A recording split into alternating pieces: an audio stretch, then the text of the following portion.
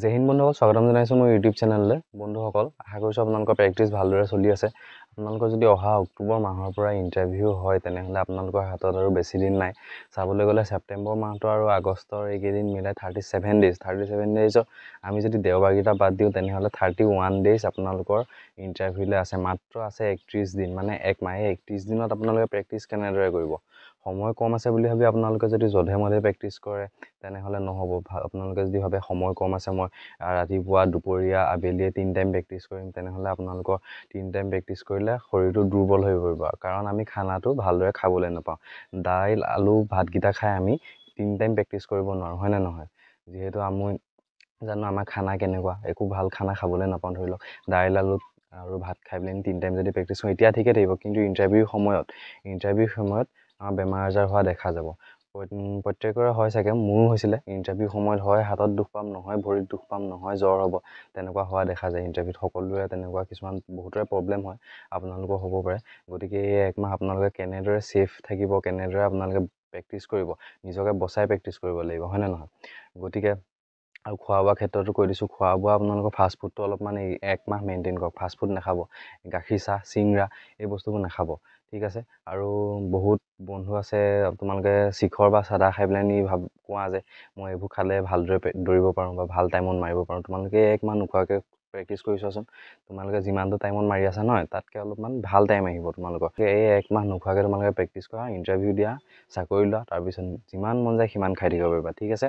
আৰু আপোনালোকৰ এটা বহুতৰে ভুল ধাৰণা লৈ থাকে যে আপোনালোকে সদায় যদি 3200 মিটাৰ মাৰি থাকে, তেনেহ'লে আপোনালোকৰ টাইমিং কমিব। সদায় যদি 3200 মিটাৰ মাৰি থাকে, তেতিয়াহ'লে টাইমিং নকমে আপোনাৰ, কমিব 5 ছেকেণ্ড বা 10 ছেকেণ্ড এটা কমিব। কিন্তু সেইটো টাইমিং আপোনালোকৰ বডিটোৱে লৈ ল'ব, তাতকৈ আপুনি কমাব নোৱাৰে বা তাতকৈ আপোনাৰ নেবাঢ়েও, কিন্তু তাতকৈ আপুনি কমাবও নোৱাৰে। সেইটো কাৰণে আপোনালোকে সদায় 3200 মিটাৰ দৌৰিব নালাগে, আপোনালোকে চিডিউল ফ'ল' কৰিব লাগে সদায়। আৰু চিডিউল ফ'ল' কৰোঁতে আপোনালোকে বহুত ভুল কৰে। চিডিউল ফ'ল' কৰাৰ পাছতো যদি আপোনালোকৰ টাইমিং ভাল হোৱা নাই, তেনেহ'লে আপোনালোকে কি ভুল কৰে জানেনে? চিডিউল ফ'ল' কৰে ঠিকে আছে, কিন্তু আপোনালোকে চিডিউলখন ফ'ল' কৰিব জনা নাই। কাৰণ আপোনালোকৰ যদি ধৰি লওক আপোনালোকৰ ৰেপিটেশ্যন থাকে, ৰেপিটেশ্যন থকাৰ দিনা বোলে 1000 4টা আছে, ৰেপিটেশ্যন 4টা মাৰিব লাগে। প্ৰথম 1000 মিটাৰটো আপোনালোকৰ পাৱাৰ আছিলে, আপোনালোকৰ জোচ আছিলে, মাৰি দিলে 4.5 মিনিটত। 4.5 মিনিটত মাৰি দিলে, ধৰি লৈছোঁ। কিন্তু পিছৰকেইটা মাৰোঁতে বোলে 6 মিনিট, 7 মিনিট, 8 মিনিট তেনেকৈ লাগি গৈছে, তেনেহ'লে আপোনালোকে কি প্ৰেক্টিছ কৰিলে? ৰেপিটেশ্যন মৰা সেইটো নহয় ন। আৰু কষ্ট কৰিছে ঠিকে আছে, আপোনালোকে কষ্ট কাক কয়? আপোনালোকৰ যেতিয়া ভাগৰ লাগিব, ভাগৰ লগাৰ পাছতো যিকণ আপুনি ৰানিং কৰিব, যিটো আপোনাৰ শৰীৰে নোপোৱাৰ পাছতো আপোনালোকে ৰানিং কৰিব, সেইটোহে কষ্ট বুলি কয়, ঠিক আছে? আপোনালোকৰ যদি আছিলে 5 কিলোমিটাৰ, মাৰিলে বোলে 2 কিলোমিটাৰ, ভাগৰ লাগিলে নোৱাৰিলোঁ, ৰখি দিলে, সেইটো কষ্ট বুলি নকয়, ঠিক আছে? আপোনাৰ যেতিয়া ভাগৰ লাগিব, আপুনি ভাগৰ লগাৰ পাছত যোনকণ কষ্ট কৰিব, সেইকণহে আচল কষ্ট, ঠিক আছে? গতিকে চিডিউল মই আপোনালোকক লাষ্ট এক মাহৰ এখন চিডিউল দিম, আপোনালোকে ফ'ল' কৰক। এখন নৰ্মেল চিডিউল হয়, ময়ো ফ'ল' কৰিছিলোঁ এখন চিডিউল। আৰু বেছি হাৰ্ড প্ৰেক্টিছ কৰিব নালাগে, কাৰণ এক মাহ আছে। এক মাহত বেছি হাৰ্ড প্ৰেক্টিছ কৰিবও নালাগে, নিজকে বচাই প্ৰেক্টিছ কৰিব লাগিব। গতিকে এখন চিম্পুল চিডিউল দি দিছোঁ আপোনালোকক, আপোনালোকে এইখন চাই প্ৰেক্টিছ কৰিব, ঠিক আছে? প্ৰথম আহিলে সোমবাৰ, দেওবাৰটো ৰেষ্ট পাবই। সোমবাৰে আপোনালোকে যদি ভাবে 3200 মিটাৰ মই এটা ট্ৰায়েল মাৰি চাব পাৰে, ঠিক আছে? সোমবাৰে। মঙলবাৰে আপোনালোকে ৰেপিটেশ্যন মাৰক আপোনালোকে 4টা। আৰু যোনখিনি আগৰ পৰা প্ৰেক্টিছ কৰিছে তেওঁলোকে 5টাও মাৰিব পাৰে, ঠিক আছে? 1000কে আপোনালোকে 4টা মাৰক, নতুনখিনিয়ে 4টা মাৰক, পুৰণাখিনিয়ে 5টা মাৰিব বিচাৰিলে 5টাও মাৰিব পাৰে। 1000 মিটাৰটো টাইমত মাৰি চাওক, ঠিক আছে? টাইমত মাৰক। 4 কিলোমিটাৰ হ'ব, 1000কে 4000 মিটাৰ হ'ব, মানে 4 কিলোমিটাৰ। 4 কিলোমিটাৰটো আপোনালোকে বিল' 23 মিনিটৰ ভিতৰত মাৰক, ঠিক আছে? তেনেকৈ আপোনালোকে মিলাই লওক কিমান মিনিটৰ ভিতৰত মাৰিব লাগে। আপোনালোকৰ এটা ৰেপিটেশ্যন মানে 1000 মিটাৰ কিমান টাইমত মাৰিব লাগে আপোনালোকে গতিকে মিলাই ল'ব নিজে। আৰু বেছি ভাল যদি আপোনালোকৰ ৰানিং কৰি আছে, তেনেহ'লে আপোনালোকৰ এটা টাইমিং ধৰি লওক, সেই টাইমিঙৰ ভিতৰত মাৰিবলৈ চাওক, ঠিক আছে? ইজি টাইমিং নল'ব, অলপমান টান টাইমিং লওক, যাতে আপোনালোকৰ অলপমান কষ্ট হয়, বডিটোৱে কষ্ট পায়, সিমানটো টাইমত মাৰিবলৈ চাব, ঠিক আছে? তাৰপিছত আহিলে আপোনালোকৰ বুধবাৰে আহিলে শ্ল' ফাষ্ট আপোনালোকে কেনেদৰে মাৰে? শ্ল' ফাষ্ট আপোনালোকে ধৰি লওক দুপাক ফাৰ্ষ্ট মাৰিলে, এপাক শ্ল' মাৰিলে। ফাৰ্ষ্টটো আপোনালোকৰ ভাগৰ লাগিছে কাৰণে বোলে দুপাক ফাৰ্ষ্ট আছিলে, আপোনালোকে এপাক ফাৰ্ষ্ট মাৰিলে, নেক্সট পাকত ভাগৰ লাগিছে কাৰণে অকণমান শ্ল' কৰি দিলে, সেইটো শ্ল' ফাষ্ট বুলি নকয়।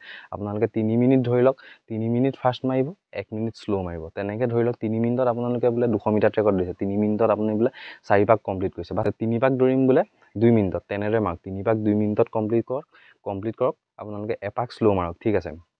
তেনেদৰে গোটেইকেইটা আপোনালোকে টাইমত কভাৰ কৰিবলৈ চাব, ঠিক আছে? তাৰপিছত আহিলে আপোনালোকৰ বৃহস্পতিবাৰ আপোনালোকে ABC মাৰক। ABC বহুত ইম্পৰ্টেণ্ট হয়, ABC ৰানিঙৰ কাৰণে বহুত ইম্পৰ্টেণ্ট হয়, গতিকে ABC আপোনালোকে ৰাখিব। সপ্তাহটোত যোনে বেলেগ চিডিউল ফ'ল' কৰি আছে তেওঁলোকেও ABCটো ৰাখক। সপ্তাহত এদিন নহয় এদিন আপোনালোকে ABC প্ৰেক্টিছ কৰিবই, ঠিক আছে। ABC মৰাৰ পিছত আহিলে আপোনালোকৰ শুক্ৰবাৰ আপোনালোকে 3200 মিটাৰ আপোনালোকে 2টা ষ্টেপত মাৰক, মানে ৰেপিটেশ্যন মাৰক।